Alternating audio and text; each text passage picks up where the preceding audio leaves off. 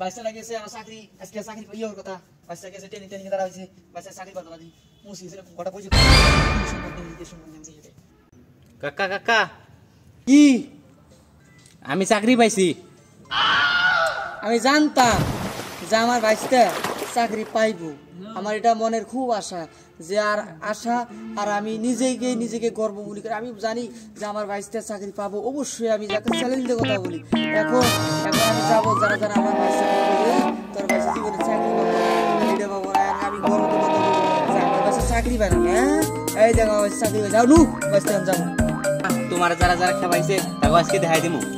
নু নু আয় আচ্ছা যামু তোরা তোরা একদিন মাঝে খেপাইছে আমরা জীবনে পাবো না এটা পাবো না দেখা দিব কেরা কি কইছে আজকে ফাড়ামু। নু ওই যে মুখ তোর চার দোকানে বই আনিছে না, চার দোকানে যাই তোরা কেরা কেরা খেপাইছে।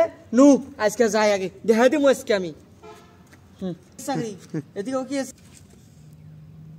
রাসাবুল কি চাকরি পাইছিস তুই? আমি জানি আমার কি চাকরি মানে আমি জানি আমার পাইছে সরকারি চাকরি পাইছে, সরকারি চাকরি পাইছে একটা দারুণ চাকরি, বেতন মাসে 2 লাখ টাকা বেতন। এত বাইশ টাকা আমি জিজ্ঞাসা করি তা কি কয়। হ্যাঁ কও কি চাকরি পাইছো দেখা দাও আজকে। টয়লেটের চাকরি পাইছি।